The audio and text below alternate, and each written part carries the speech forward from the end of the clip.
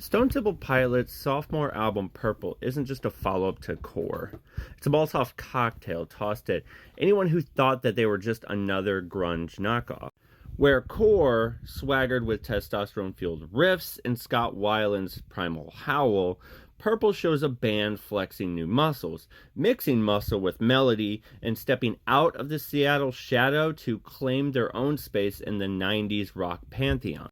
The album kicks off with Meat Plow, a sludgy groove that's equal parts menace and seduction. It's STP showing that heaviness doesn't always need speed, it can ooze and crawl. And then there's Vaseline, a deceptively simple riff that burrows into your skull and stays there, a perfect distillation of Weiland's knack for sneering hooks over DeLeo brothers' airtight musicianship. Of course, the crown jewel is Interstate Love Song, one of the greatest rock singles of that decade, a bittersweet breakup anthem disguised as a sing-along. It's powered by Dean DeLeo's shimmering chords and Eric's steady as railroad tracks drumming. If you didn't blast this in your car with the windows down at least once in the 90s, you might be entitled to financial compensation.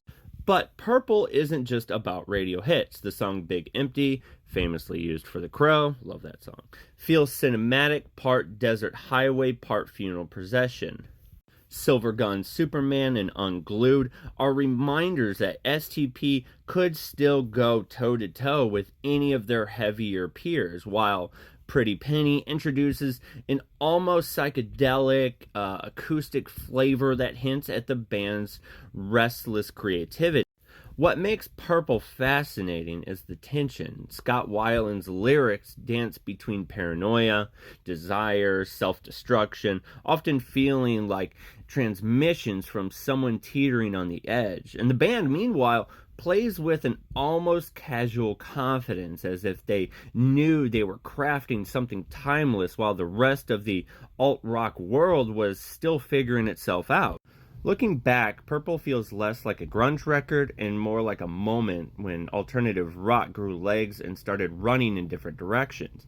It's polished without losing grit, catchy without losing bite, and dark without wallowing. In short, it's the sound of Stone Temple Pilots proving they weren't just passengers in the 90s rock cavern.